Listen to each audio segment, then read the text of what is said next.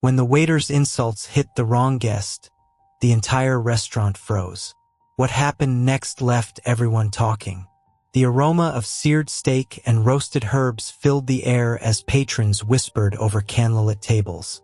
It was a busy Friday evening at the exclusive restaurant La Belle Maison, in the heart of Austin, Texas. The restaurant was known for its impeccable service, high-profile clientele, and a reservation list so tight it could take months to secure a table. The staff moved like a well-oiled machine, their every motion a performance of precision and elegance. Amidst the polished clatter of silverware and quiet hum of conversations, a woman walked in almost unnoticed. Her entrance was understated, just a simple nod to the host before being escorted to a corner table. Her dark sunglasses and tailored camel coat gave her an air of quiet sophistication. For those who might glance her way, she was just another elegant diner. No fanfare, no entourage, just a woman seeking a peaceful dinner. The staff were too busy juggling plates of risotto and glasses of Bordeaux to take a closer look. Everyone, that is, except for Evan, a young waiter in his mid-20s, new to the job and eager to prove himself. Evan carried himself with the sort of arrogance that often accompanies youth and inexperience. To him, guests were just guests, a blur of faces, names scribbled hastily on reservation cards. But what Evan didn't know was that this particular guest wasn't just anyone. As she settled into her seat and removed her sunglasses, a faint murmur began to ripple through the restaurant. A few patrons exchanged knowing glances, their eyes darting toward her table. Some even reached for their phones, whispering in hushed tones. Still oblivious to the growing attention, Evan approached the table, pen and notepad in hand, wearing a smile that didn't quite reach his eyes. "Good evening, ma'am. May I start you off with a drink? Or would you prefer the sommelier's suggestion?" His tone was polite, but there was a hint of something off, a lack of sincerity that made the words feel rehearsed. The woman looked up briefly, her face calm and composed. "Just water for now," she replied softly, her voice carrying the kind of poise that makes people pause.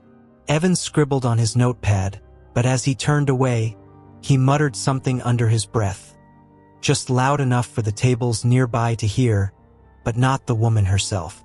A few diners stiffened in their chairs, their expressions shifting from amusement to discomfort. Yet Evan didn't notice. He was too busy gliding across the room, basking in his own perceived charm. What he couldn't see was the way the quiet murmurs were beginning to coalesce into something more. But things were just getting started, and the evening was about to take a turn Evan could never have anticipated. As the evening wore on, the restaurant's ambience remained its usual blend of sophistication and quiet indulgence. The kind of place where waiters refilled glasses without being asked and every dish was presented like a masterpiece. Yet, at that one corner table, the atmosphere began to shift. Evan returned to the woman's table with a glass of water, placing it down with an audible clink that drew a few curious looks from neighboring diners. She didn't react, simply unfolding her napkin with the same calm grace she had displayed since entering. "Are you ready to order, ma'am, or should I give you a few more minutes to decide?" he asked, his voice carrying just a hint of impatience now. "I'll have the salmon," she replied evenly, her gaze steady. "No sauce, please." Evan jotted it down with a quick flourish, but as he turned to leave, his mouth moved faster than his good sense. "Guess you're not here for the food anyway," he muttered, just loud enough for her and others to hear. A hush fell over the surrounding tables. Diners exchanged uneasy glances, their expressions a mix of disbelief and curiosity. One man at a nearby table leaned toward his wife, whispering something that made her eyes widen. The woman at the table didn't flinch. If the comment had stung, she gave no indication. Instead, she simply folded her hands on the table, her expression unreadable. Evan, still blissfully unaware of the growing tension, carried on with his other tables, a self-satisfied smirk playing on his lips. He didn't notice the way patrons were now openly looking at the woman, some with recognition dawning in their eyes. But not everyone was as oblivious. From across the room, the restaurant's owner, Pauline Cavano, stood by the bar, her sharp eyes narrowing as she watched the scene unfold. Pauline wasn't just the owner. She was the lifeblood of La Belle Maison. A former chef turned entrepreneur, she had built the restaurant from the ground up, cultivating a reputation for excellence. Pauline didn't just know her regulars. She made it a point to know her high-profile friends who visited discreetly, often under the radar. And this particular guest? Pauline knew her all too well. Pauline's grip tightened around the stem of her champagne flute as she caught Evan's careless remark. She could feel the weight of the diner's stares, the subtle shift in the room's energy. But she didn't move, not yet. Pauline was calculating, waiting for the right moment. The woman, meanwhile, remained composed, taking a sip of her water as if nothing had happened. But the other diners couldn't contain themselves. A younger couple at the table behind her leaned toward each other, whispering excitedly. "I swear that's her," the man said, his voice barely audible. "You know who I'm talking about. Look closer." His partner squinted, her mouth dropping open as realization struck. "It is her," she murmured, the words escaping before she could stop herself. Evan, however, was still none the wiser.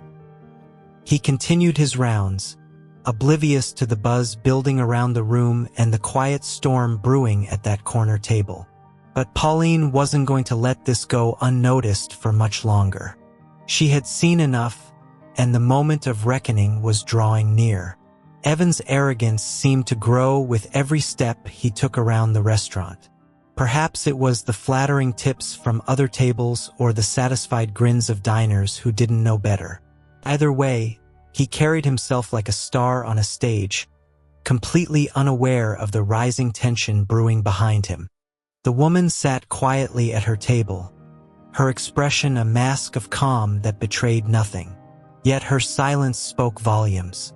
The whispers around her had grown louder now, and it was impossible to ignore the buzz of recognition sweeping through the room.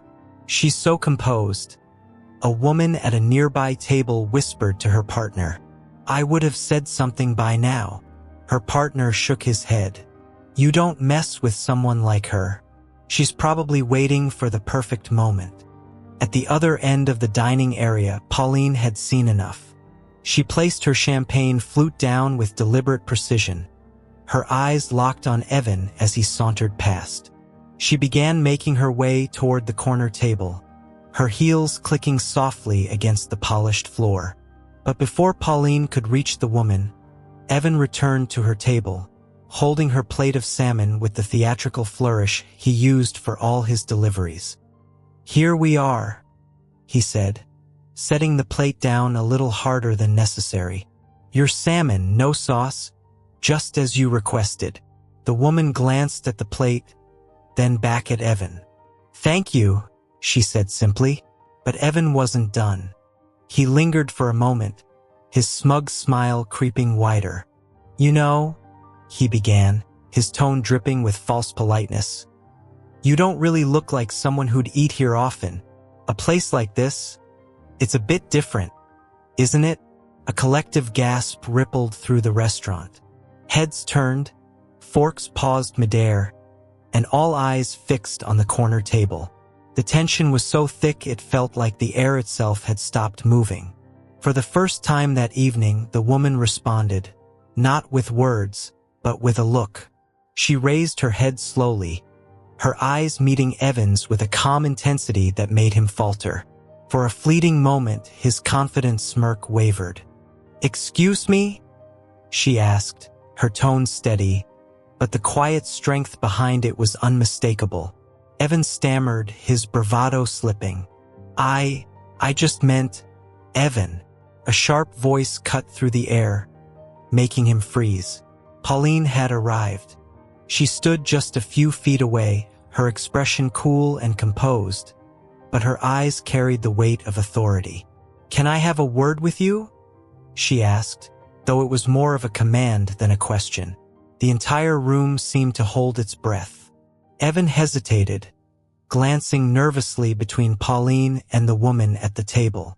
His confidence, so abundant moments ago, had evaporated. Sure," he mumbled, stepping away from the table. Pauline turned to the woman, her demeanor shifting instantly. "I'm so sorry for the inconvenience," she said warmly, her voice laced with genuine respect. "Please enjoy your meal. I'll take care of everything." The woman nodded, offering Pauline a small, knowing smile. But the diners weren't done watching, and neither was Pauline. This wasn't just about an apology. It was about a lesson that everyone in that room was about to learn. Pauline led Evan to a quieter corner of the restaurant, away from the murmurs of the diners and the watchful eyes of the staff. Her usually warm and approachable demeanor had hardened into something far sterner. "Do you have any idea who that is?" she asked, her voice low but sharp. Evan shifted uncomfortably, avoiding her gaze. "Just a customer," he muttered, though the doubt in his tone was unmistakable. Pauline crossed her arms, leaning slightly toward him. "That customer, as you so dismissively put it, is Melania Trump. And not only is she a former First Lady, but she's also a dear friend of mine and a longtime patron of this restaurant." Evan's face turned pale, the weight of her words crashing down on him. He opened his mouth to respond, but Pauline raised a hand to silence him. "This isn't just about her status, Evan. It's about respect, something you clearly lack. The way you treated her tonight was unacceptable, and it's not just embarrassing for you.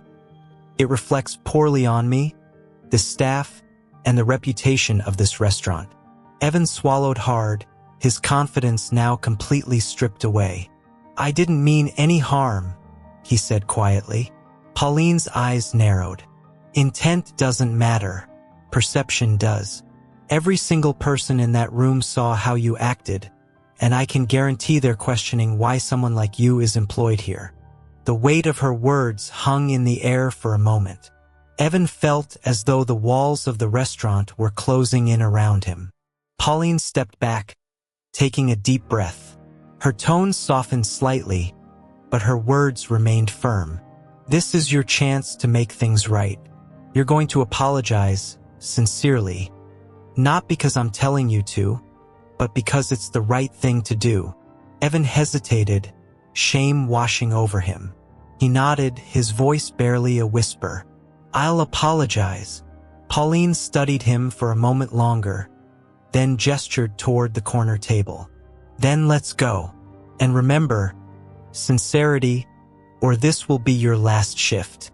The two made their way back to the table, the tension in the room palpable. Every pair of eyes seemed to follow them, waiting to see what would happen next. As they approached, Melania looked up, her expression calm but unreadable. Pauline offered her a reassuring smile before nudging Evan forward. "I owe you an apology," Evan began, his voice trembling slightly. "I was disrespectful and rude, and I shouldn't have spoken to you the way I did. It was unprofessional and wrong, and I'm truly sorry." The room seemed to exhale all at once. Melania regarded him for a long moment, her gaze steady. Then, to everyone's surprise, she smiled. A small, graceful gesture that instantly diffused the tension. "Apology accepted," she said simply. Pauline let out a quiet sigh of relief, but Melania wasn't done. "Evan," she continued, her voice calm but firm, "I hope you've learned something tonight. Respect isn't just about who someone is or what they've done. It's about treating every person with dignity, no matter what." Evan nodded, his shame evident. "Yes, ma'am, I understand." But while the immediate conflict had been resolved, the lesson wasn't just for Evan. The entire room had witnessed the exchange. and the impact of that moment would linger far beyond the evening. As Evan walked away, humbled and visibly shaken, Pauline remained at the table for a moment longer. She leaned in slightly, speaking to Melania in a voice low enough for only her to hear. "I'm truly sorry for what happened tonight. You deserve better, and I promise this will be addressed." Melania placed a hand on Pauline's arm, a gesture of reassurance. "You handled it well, Pauline. It's not just about correcting mistakes. It's about teaching moments. For him, for everyone." Pauline nodded, gratitude flickering across her face. "Thank you for your understanding." The exchange was brief, but it carried a weight that resonated throughout the room. Pauline turned to address the diners who had been watching with thinly veiled curiosity. "I'd like to apologize to everyone here tonight," Pauline said, her voice clear and confident. "This restaurant was built on the values of respect and hospitality, and what you witnessed earlier does not reflect who we are or what we stand for." The diners murmured in quiet agreement, their previous tension replaced by admiration for Pauline's leadership. Melania returned to her meal, the calmness of her demeanor restoring a sense of normalcy to the restaurant. But the air was different now, not heavy with tension, but charged with reflection. The diners had seen more than just an apology. They had witnessed a lesson in humility, accountability, and the power of grace. At a nearby table, an older couple whispered to each other, their faces thoughtful. "You know," the man said, "it's a reminder. You never know who you're dealing with. A little kindness goes a long way." His wife nodded, her gaze lingering on Melania. "And dignity isn't about how much you demand. It's about how much you give, even when others don't." Evan, meanwhile, quietly finished his shift, his usual cocky stride replaced by a quieter, more introspective demeanor. He didn't say much for the rest of the evening, but his actions spoke louder than words. Every interaction was careful, every word measured. It wasn't perfection, but it was a start. As the evening wound down and diners began to leave, the restaurant's usual buzz returned. Yet the events of the night lingered in the minds of everyone who had been there. The incident was more than just a moment of drama. It was a mirror, reflecting back the importance of humility and respect. As Melania prepared to leave, Pauline walked her to the door. "Thank you again for your patience," Pauline said, her voice warm and genuine. Melania smiled softly, her words measured. "Patience is a virtue, Pauline, but it's not endless. Remember, it's what we do with these moments that defines us." Pauline nodded, her respect for her friend deepened. As Melania stepped into her waiting car, Pauline turned back toward the restaurant, already thinking of ways to ensure such an incident would never happen again. And as the last of the diners left, the lesson hung in the air. A powerful reminder that respect isn't a privilege reserved for a select few. It's the foundation of every meaningful interaction, and it's earned not by status, but by how we treat one another. This story isn't just about a single evening at a restaurant. It's about how small moments, seemingly insignificant, can ripple outwards and leave a lasting impact. Whether you're serving a meal, sharing a conversation, or simply passing someone on the street, the respect you show has the power to shape the world around you. So the next time you find yourself in a moment of frustration or haste, pause. Consider the person in front of you, not just who they might be, but who you could be to them. And remember, true respect isn't demanded. It's given freely and without expectation.